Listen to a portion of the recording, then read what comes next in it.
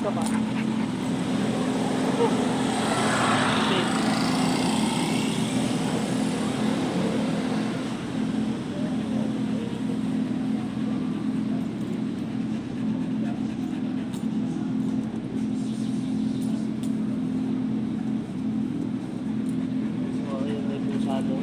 Bigyan ko na naman ng pagkain.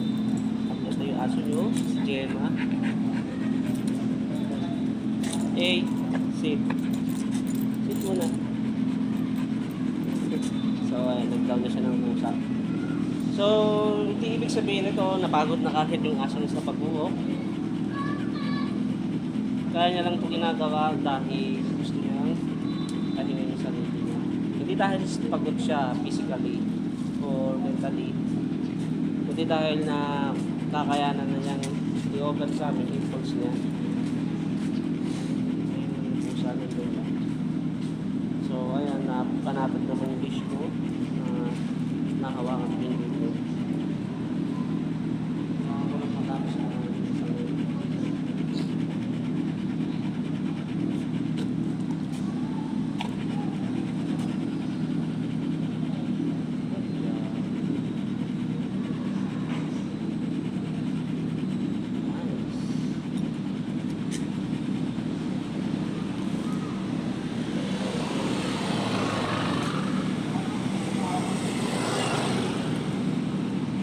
nakita naman ni Gemma yung pusa sa may motor.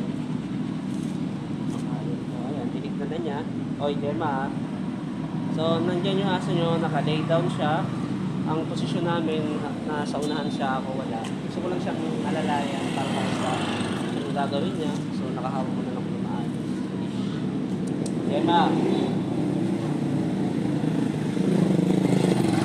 Good job. So, malaking tulong din na nare-recommend ko si Gemma na mag-react.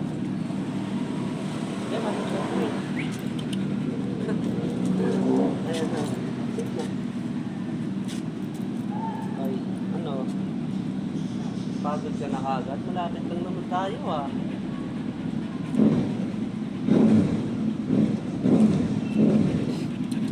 Nandito ka.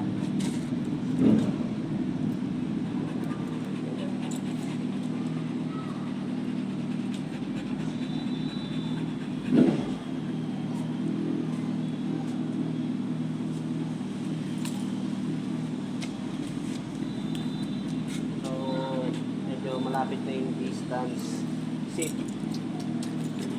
namin. O ayan, nag-down na siya. So iwan ko lang kung kukunin niya pa rin yung pagkain. So kukunin pa rin yung pusa.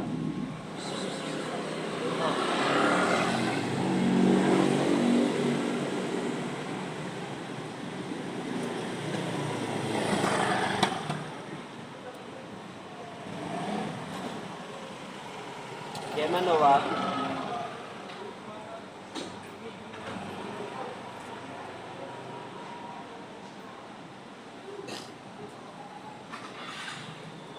So, ayan. Tinignan niya yung pusa. Hindi naman siya nag-charge.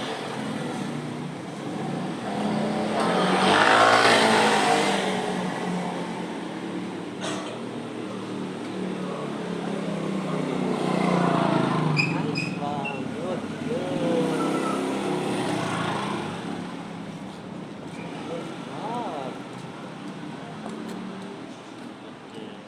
So, hindi ko muna siya ipapractice na recall habang mayroon stimuli. Kayaan ko lang muna siya dyan.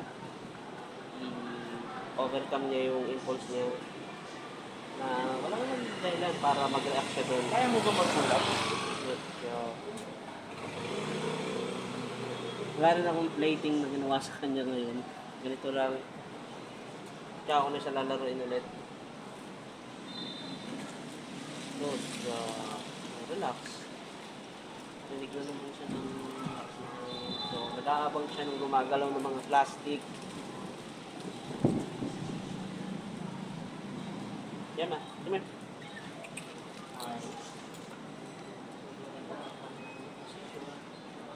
So, ito na yun. Mayroon siya dito sa asong dalag. See? siya ng kusa, lagi mo sinasabi. Uy, diyan Manoa. So, as much as possible, ayaw ko yung magkakap na negative na sa action yung mga nagpapakain ko. Although sa pusa din ang pinapakain ko, ayaw ko na lang magtatakot yan. So, syempre, maaari kung tumakbo yung pusa, mag-iba yung takbo ng isip niya mo. Kaya kailangan mag-ingat mo sa pagkawak mo.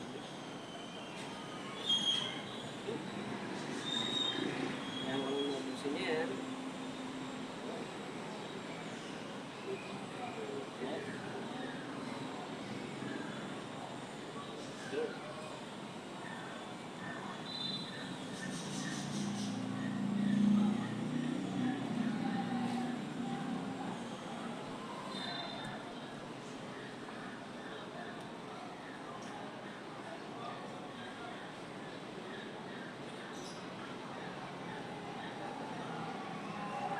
So, ayan, kaya napapansin kong na-insecure yung aso mo. Pag nag-curl yung ulo niya.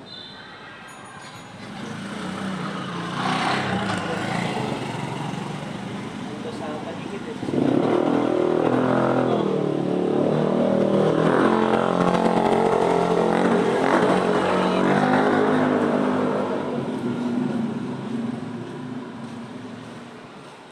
So, ganun din din, kailangan check yung relax lang. Kailangan siya stress.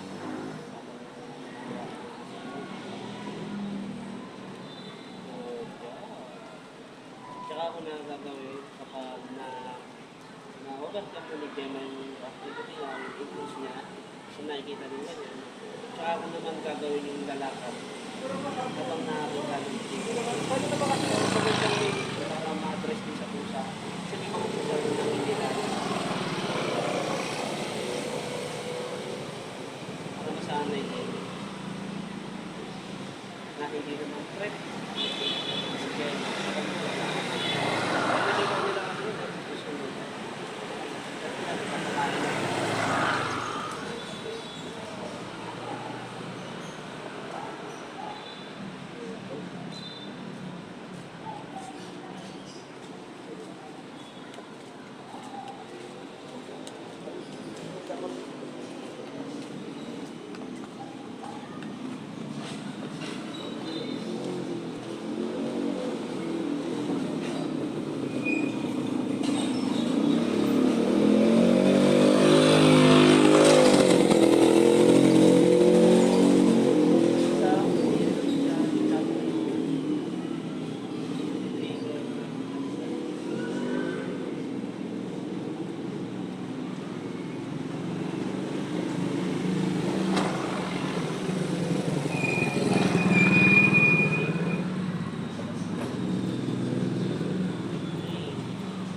Uy.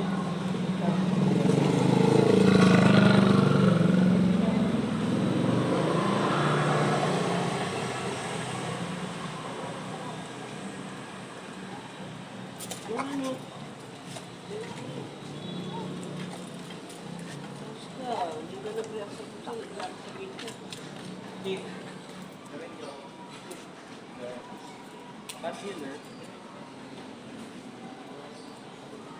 So, yun na, discover ako na sa kanyang live. Eh, hindi ka naman nagre-react sa ano ah. Sa mga ganyan ah. Ah.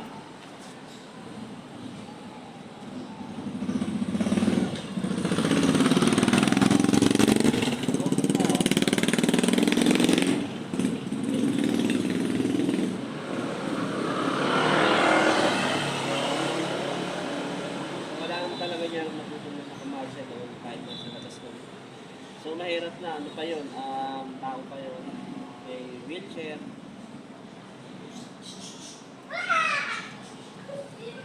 Hindi sila nag-react. Sila nag-aalig. Gemma! Nice ka.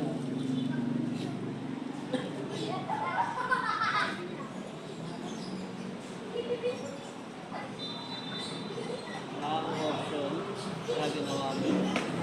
So, first time yung yung opinion na sa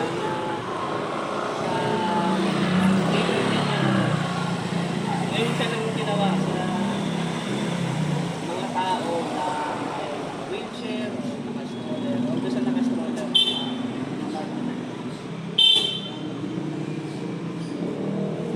ginawa sa tao.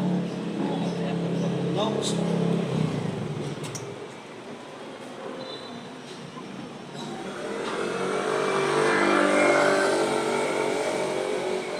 Yun naman yung ginagawa dati. Malaki yung posibilidad na kaya niya yung nagawa kasi ayan na-overcome niya na hindi siya mag-engage kaya. No. Gusto niyo lang gawin sa iba. So, ayaw yung mga associate, yung mga kumisabay. I-redirect niyo na lang yung sarili niya. Kasi ibang gumagalaw. Kasi gumagalaw yung wheelchair.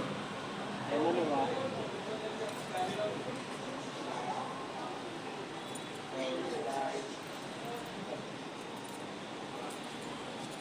Come here.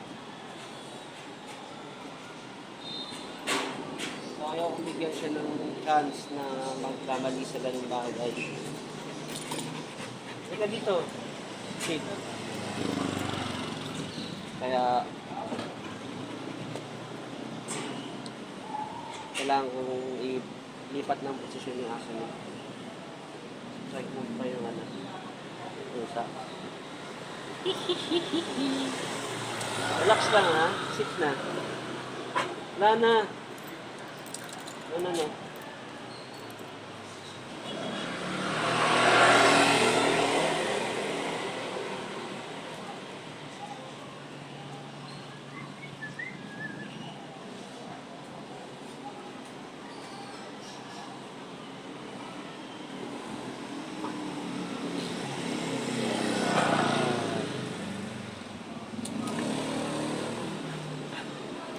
Sit.